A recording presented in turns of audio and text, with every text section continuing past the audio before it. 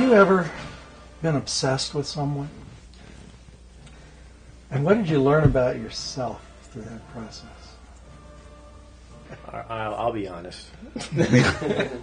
No, I have, and I mean, or at least I don't know if obsessed is the right word, but I thought I was really in love, and my feelings were all wrapped up into this woman. Everything she did really had such an effect on me, and I realized, looking back on that now, I put all my feelings and trust and all these things into another person's hands, and I gave up my power.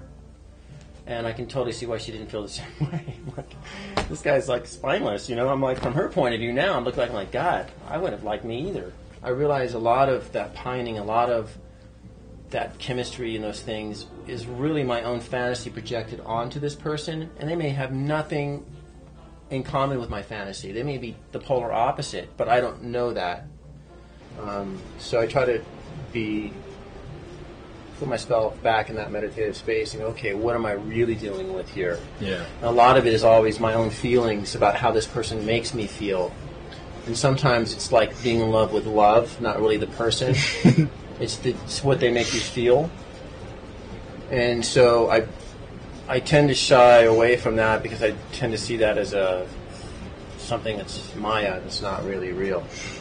Yeah. It's my own fantasy. It's like you're making somebody up almost, and you would say things you wouldn't normally say that don't fly with your morals. You do things you wouldn't normally do that wouldn't fly with your morals, and it only stops when you detach, when you bow to the Guru, when you read Bani, when you meditate, and it brings you back into that state to realize, like, what you're doing. It's not like a bad thing, but I think it's a must that you meditate and then right afterwards feel how you feel in relation to that person. I kind of want to play the devil's advocate here because it's like for it. When I was a teenager and I would lie awake pining, there's still some of that is evoked in someone that I'm really interested in. Yeah. But it's that same feeling from when I'm a teenager that, like, hey, it's like the Beatlemania thing, the screaming girl thing, Yeah. and I think what that is just the first, like, it's like almost like the primordial longing to belong happening. Chemistry? Yeah, it is chemistry too. The urge to merge. Yeah. Mm-hmm. Like, because there's such a difference that, like, that feeling that when you know that you could just give it all up for this person, there's something amazing in that. And I agree that when you feel that, that's a good indication that you need to go meditate and neutralize everything. Give my life for you. But the fact that can come up in the presence of someone, there's something there's something magical about that, and there's something that I know I want to be happening in my relationships. And the Gurus were married, and they got their Sikhs married, and it's just like, it's part of this lifelong meditation and this lifelong discipline. You can't exclude it. It's like, it feels like it's just taking something vital away.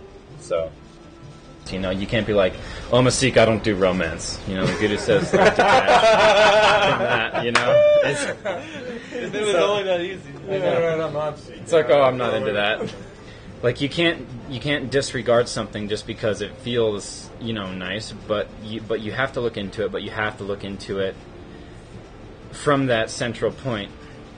You look at it within yourself and see really honestly what it is that you're feeling, what it is that you're thinking, what it is that you think this person's making you feel. Mm-hmm.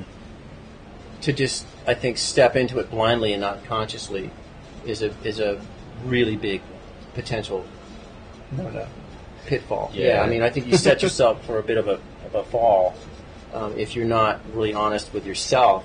Because if you're not being honest with you, how are you going to be honest with your partner? Yeah. You know what I mean? So otherwise it's just chasing a fantasy that you can both get wrapped up into. And the thing is, passion always fades. when you're attracted to that, like, oh my God, she's beautiful, she's nice. It's like going on a hike in, like, whatever, Rocky Mountains. They're beautiful. You want to go everywhere. You want to frolic in every stream and every field. And, you know, it's not a bad thing, but it would really be important to, before you start that hike, to be central and get a trail guide. Otherwise, you might get lost in the wilderness, you know, lost in that feeling. If you don't go back and check yourself with that neutral state of meditation, you might get eaten by a bear or a cougar. Or who knows, it might work out. You might find like the top and find the trail and come down. Like mental, spiritual health, you know, it's almost like being smart enough to meditate before you want to indulge in something that could potentially become as serious as marriage. And since we're Sikhs, we often consider that. And if you don't, you know, stay on top of it with the meditation, with the detachment, it's really easy to let, you know, your sex drive really take over that whole spectrum and be like, oh, she's totally into me, you know, this and that. But you really just have to meditate, and you really just have to bring it back to how it is you feel when you're in unison with your source. And then if there's something there, then go from there. But if there's not, then meditate more until you have the discipline not to do that anymore.